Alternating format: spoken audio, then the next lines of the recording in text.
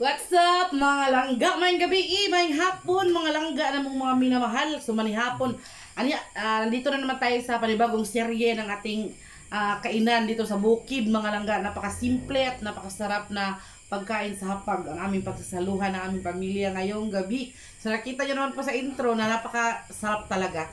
So as usual, dito na naman ang ating pangmalakasang pansit. Kasi nga mga langga, marami akong niluluto pa, isang pack, tapos ako lang yung malakas kumain ng pansit. Si Insik malakas naman siyang kumain ng pansit din, pero marami talaga kasi marami ding gulay ang nilagay ko. Yan o, bihon, gisadong bihon mga langga, and of course ang atong dilis na pinirito. So nagprito ako ng dilis mga langga, kanang pagkakaging na walang dyan nga pagkaprito. Yan si Insik nag-request siya ng kuan, itlog ba, kuan bitaw, basta giprito. Tapos kami naman ni Papa, bumili kasi kami ng 5 itlog mga langga. Kami naman ni Papa nag-boil kami ng 3 piraso. Ayan. So of course ang ating pangmalakasang suka, kaya thank you kay Lord sa kuan, daghan kayong blessing, no? And samahan nyo kami mga langga, saluhan nyo kami. Hindi tayo magkuag atsara. Hindi na lang. Solda lang ito. Meron kami kasi kaming atsara papaya mga langga. Parang na sinsik ka nang nagsawa ba. Ayay. So let's pray first mga langga. Samahan sana ko sa Spirit Santo. Amen. Lord, kayong salamat Lord sa blessing na nakaroon sa mga tubangan. Hinatanguban karon yung mga tao Lord. Naapos sila pagkaon sa ilahang lamisa. O ginaot Lord nga giyahan minimo sa tanan mo mga plano sa kinabuhi, o ilayo mi sa mga disgrasya sa mga datang tao nga nasa mong palibot Lord. Ug kini tanan among ipangayo pinagi ni Kristo nga among Ginoo. Amen. Samahan sana sa Espiritu Santo. Amen. Thank you Lord sa blessing. Mga on papa puro kritis. So mga on ta mga langga puson sa natong ikay po sa silib kay sa kama. Murag kuan. Father and itlog. Itlog nga kawahir na. So naapod mi mais mga langga, meron din kaming mais mais yung kain tayo ngayon mga langga, kay wawa naman tayo, lagi naman tayo mapag-iiwanan. Scholar. So daghang kay tagkuan doon. Minsan talaga mga langga, kanang minsan talaga kunti lang yung ulam namin, isang kuan lang ba, usang putahe lang, pero ngayon madami Ito. So ito, nilagay ko kasi yung kalahati ng niluto kong bihon mga langga. Thank you. Sa kuan, sa ref. Lang, hindi ka makita. Okay lang. Lapit lang ako, malapit. Tapos, ngayon, kasi alam ko hindi kasi hindi talaga mauubos. Masasayang lang pag mapanis pa. Kaya nilagay ko sa ref. Sakto. Wala kaming ulam ngayon, kaya ito. Tapos nakabili din si Insik kanina sa tabo ng dilis mga langga. Imagine, 1/4 yata ito, is it no? 1/4, 90 pesos. Diyos ko Lord. So, 180, 360 ang kilo. Diyos ko Lord. Pero salamat pa rin. So, napag-usapan namin mga langga na puhon-puhon. Kung kanang mamaya ba? Kanang mga alas 3 ng umaga, madaling araw. Aalis kami dito ni Insik. Pupunta kami ng bayan, mag-upload ng video. Grabe yung sakripisyo talaga nitong ating kuan mga langga. Nitong ating vlog. Tawag ka ng Scramble egg. Bihon. Scramble. Dili, ganun bukos papa na lang kay. Hindi ko kuan Dili, kay mabito kanila kay. Kuan ko pa ng mantika o. Bidli siya kay. Ikaw lang ka, basig bidlian sad ka. Dali ra man pagkabot ha. Dali naman ang pagkabot no. Kaon ta mga langga, first bite para sa inyo. Nga mo ko. Bayot. Ha? Mura ko na siya bayot di man Mura ra pero dili ka bayot. Buwad mga langga May pansit po. Pagpahaba ng buhay. Buwad buwad. Sige.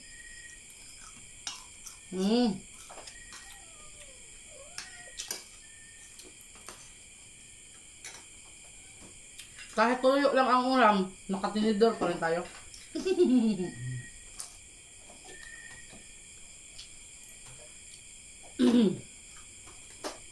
Dumating na.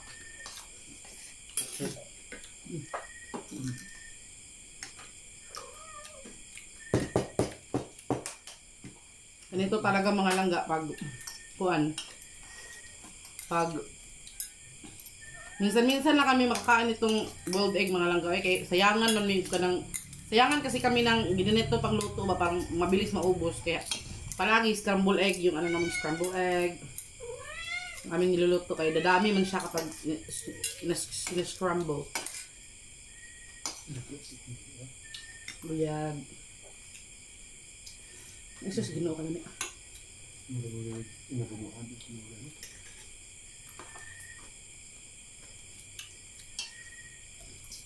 Masarap yung bulinaw.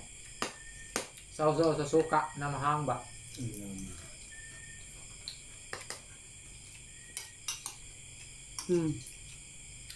Buliniw. Dilis.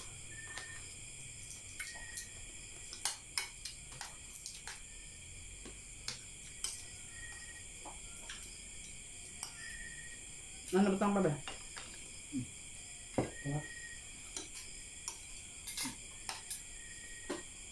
May lagay kakadlaw lang magluto na to. Puto ba? Yung suki. Wa, amot na naman mga libod sad. Ana sa dai. Kaway sa kwate. At araw naman tadi rin mga on. May luoy po kas papa. Apo yung ano ko papa. Ang kada photo dito na sa kwate. Naga. Ito yung ginagawa mga langga. Minimix yung suka tsaka dilis. Pamindaan mo. Oo, hindi. Sa kwate ko lagi naman ko. Wala.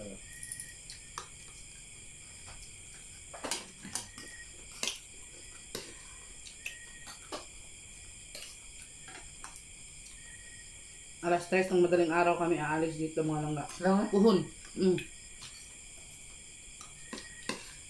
Kasi nag-try kami mag-upload ngayon.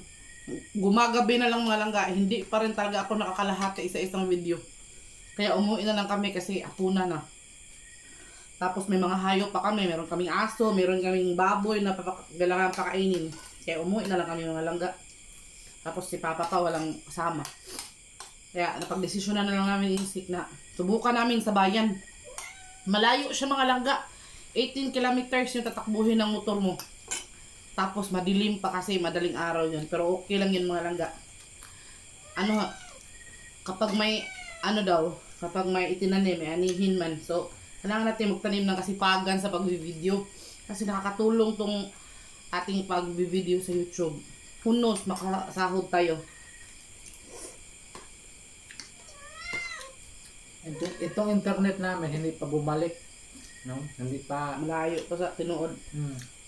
Pero sabi naman ng may-ari na hindi ito abutin ng Pasko. Pag mag-Pasko kami, May internet ka daw. nandiyan na daw. Pero ewan ko kung Sa ngayon na hindi pa bumalik yung internet, kailangan talaga natin magsipag muna. Magsakripisyo muna. Kasi ganun talagang buhay. Pinasok natin itong mundo ng social media. mag-vlog ko na ipakita ng lugar sa kanilang ba para maalingaw sa sila. Napakita nilang yung dilim ng paligid kung saan po kami daan mga ka-insect. Para naman na kanang may paglibangan kayo. Hayaan nyo, mamaya, puhon-puhon. Bigyan tayo ng mataas na buhay. Panibagong umaga. I-video ko yung ano, yung biyahe namin.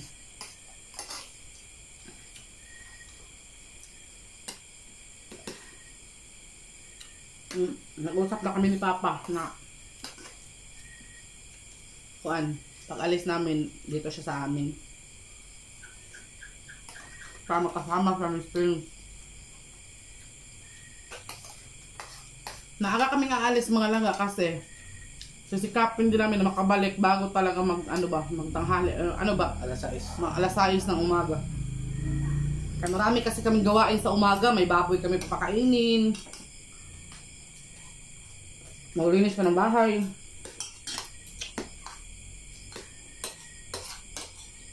Ng mga baka pala ka lang balhin. Tugway.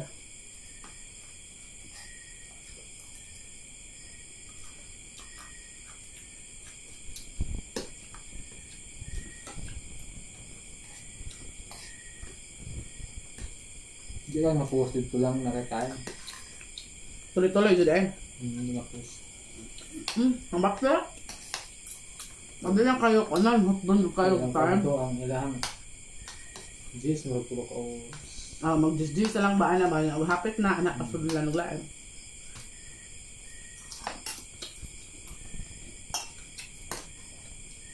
ang talent ko dito sa mga paano itong sed. Kama kayo delikado dito. Why? Ano nga, bahag din ng tao. Why? Nanay sa sila. Sige, matulog na.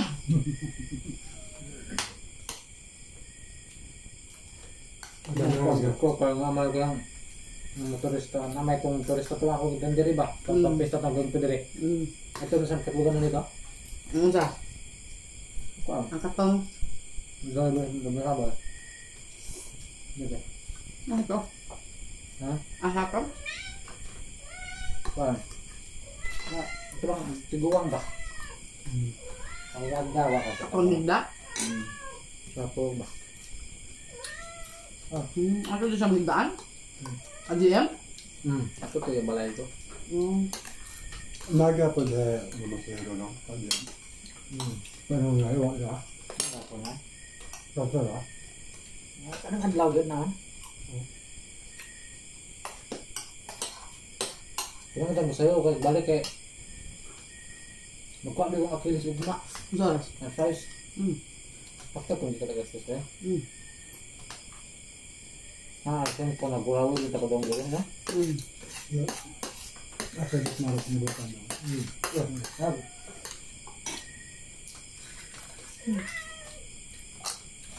Sarap talaga ang bird egg.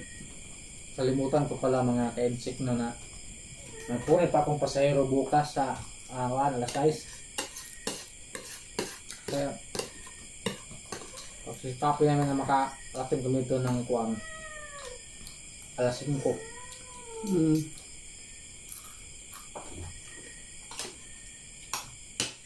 Hirap talaga pag ganitong walang internet mo lang guys. Sa di na lang, ang importante may kuryente. Kasi mahirap yung walang kuryente kasi mahal yung charge ba sa cellphone 30. Diyos ko Lord. Isang cellphone lang yan.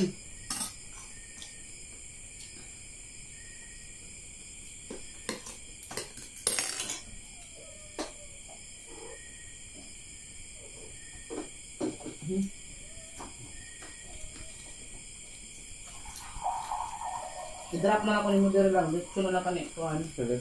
Puhon. Mahal kami na lang may magkuhan spring sa balay. Ako yan ito wala.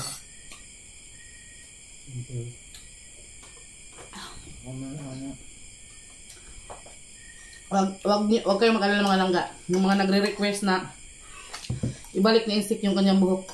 Wala ka nagpatupi, Brad. Nabisi lagi ko eh. Si Papa din hindi nakapag yung magpatupi ka dito, idungan si Papa. Anong duha? Nabisi si Insik.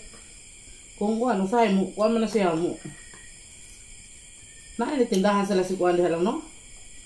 Nasa lang kuliyo dapit? Si kuhan ba? Rio? Rio. Wala. Sa tindahan dahil sa atbang sa ilang kuhan. Andito may. Nagkabigan ba? No. Ito, Rio pala yun. Ito. Hindi ko gusto ka. Nagkataanap.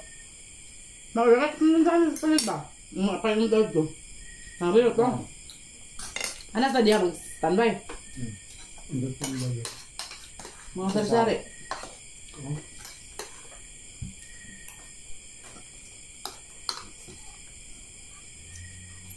Ano nga akong itlog ito? Ano?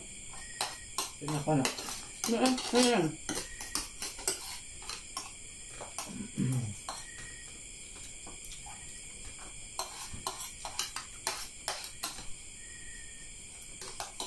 Ano, abot na nalang ko? Abot na? Ubos na. Kawawa kayo. Hindi man, tao naman may pano. Dilis na lang.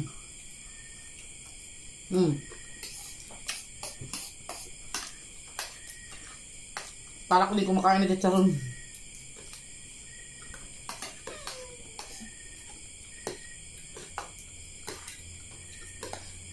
Ito pukot yung mga kakablodo ka ba? Kailangan yung tatla.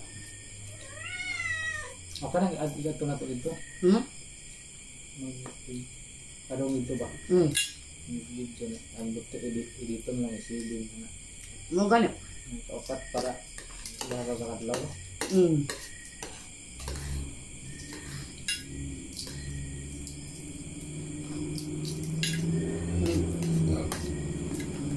Una.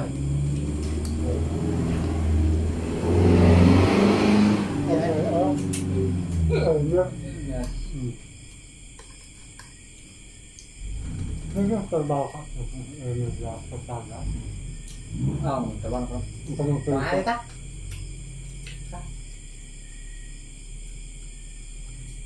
Nagpilit sa mga plasa. Ikaw lang ka?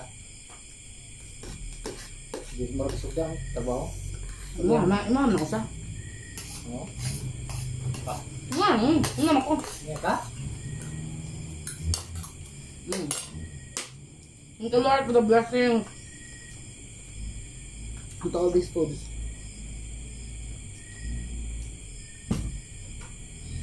Sarap. Bigyan natin si Papa ng water. Gano'n mo? Nanubra. Sudan pa. No.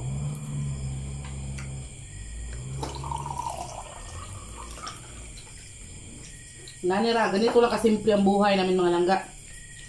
Tapos ito namang among sobrang nga pansit mga langga, meron naman kasi kaming mga hayop ba. So kawawa naman no kung hindi natin sila pa tikimin ba. Sa kanila na din to. Man lang. Makakain sila ng pansit ni langga. Naadik na ako sa dilis. Parang saron.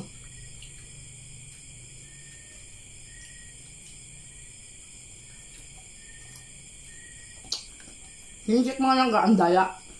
Sabi niya. Ang sa kanya daw, scrambled egg. Ayaw niya ng boiled. Pelod-on daw siya.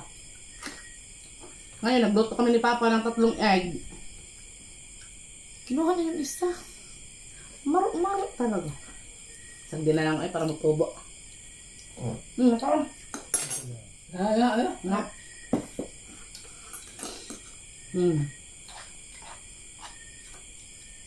Kaya na lang ko ang otay ka. Mahal ng otay.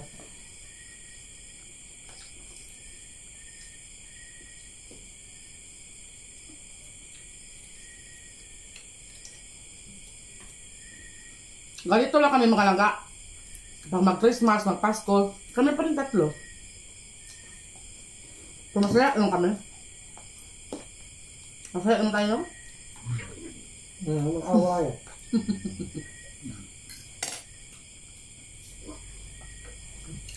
Itong sobra naming ulam, itong pansit, bigay na lang namin to sa aming alagang mga aso at busa. Kasi kagabi pa to.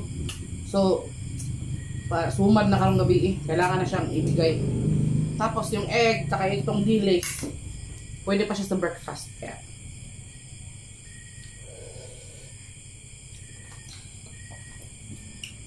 Wow, walang sinsik. Sala kami ng baso kasi ano naman kami, mag-kiss pa rin naman kami. So, nabusog na kami mga langga. Kamo din ha. Ano yung ulam nyo? Alam nyo mga langga, kapag ganitong masarap yung ulam namin, mapapaisip talaga ako, ano kayang ulam ng mama ko doon sa Bohol.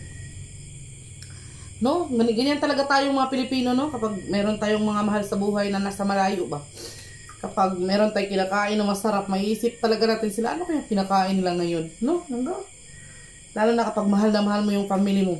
Ganun talaga. Pero alam ko naman na may kinakain sila doon. Hindi ko lang alam kung may ulam sila. Kasi pag ganitong kakatapos na ng bagyo mga langga, bumabalik pa yung mga fisherman doon sa dagat. Hindi pa masyadong marami yung kuha. So itong sobrang kanin, para din ito sa aming mga pusa. Sakto ra gini siya pa. Ug sakto tong tuwa dito sa kaldero. At iring iro. Kaya mga pusa namin na.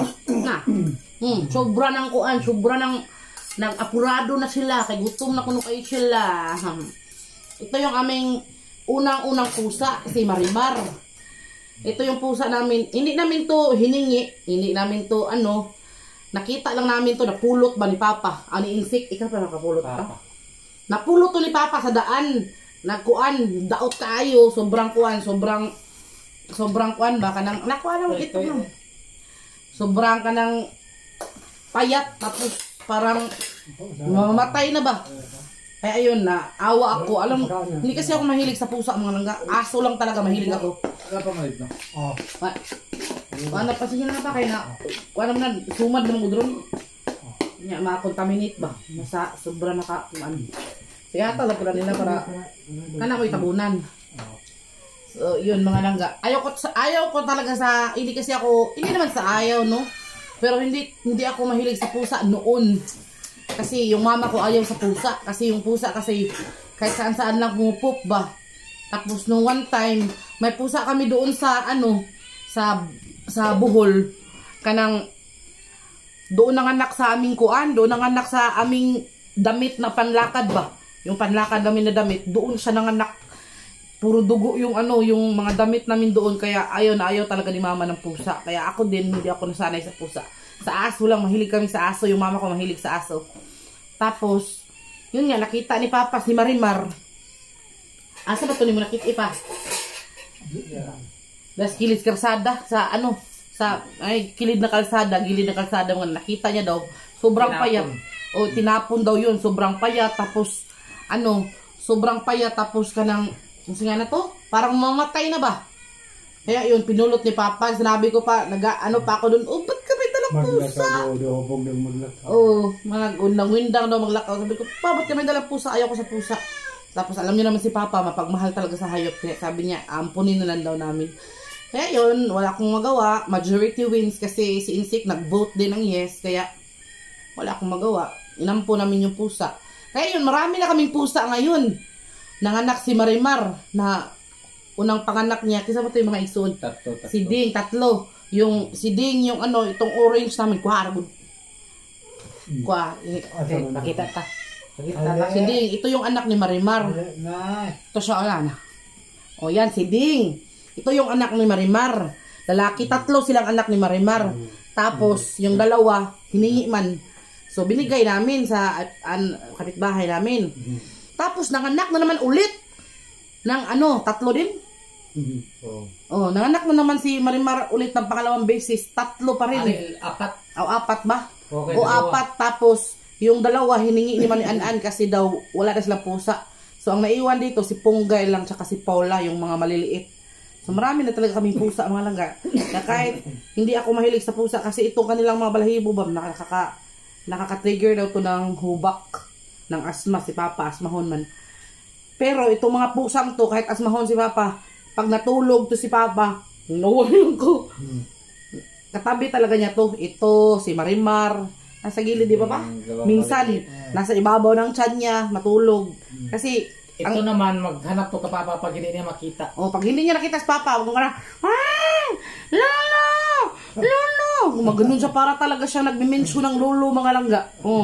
Galit na galit talaga siya. Nung one time si Papa dito natulog sa kwarto. Hindi niya nakita. Sus, talaga siya, naglibot-libot siya. Lolo! Galit na galit talaga siya. Naghanap siya sa lolo niya. Kaya nung nakita niya si Papa, tumigil na siya. Tapos natulog na siya doon sa gilid ni Papa. Ganito sila ka-sweet. Minsan din magugulo, lalo na kapag kumakain. Ganon talaga yung pusa. Hindi siguro yun. Gaya niyan na. Hindi pa na. Sige na. Yun mga langga. Tapos meron kaming maliliit na pusa, si Paula tsaka si Ponggay. Yun, nasa labas lang. Hindi sila pumapasok sa loob kasi magagalit si Sphinx. Kaya ito yung kwento ng aming mga pusa, mga langga. Eh sabi daw nila, kapag daw yung pusa, kapag daw yung pusa is talagang tatabihan ka sa pagtulog, para bang sinisip-sip daw niya yung mga bad energy sa katawan mo or sa surroundings mo. Para bang kinukuha niya ba or nilalayo niya sa'yo yung mga bad energy ng surroundings mo. Kaya yun, si Papa mahilig talaga siya sa pusa. Ay hindi na lang namin hindi naman siya inubo naman, kaluoy sa Ginoo. So yun yung mga langga, yun yung kwento sa likod ni Marimar Tanawa na hindi na sila mapigilan. Kaya magpapakain na kami mga langga. Hanggang dito na lang. Maraming salamat sa inyo. And hanggang sa susunod na video mga langga. Malapit ng Pasko. Kaya sana maging masaya tayo lagi.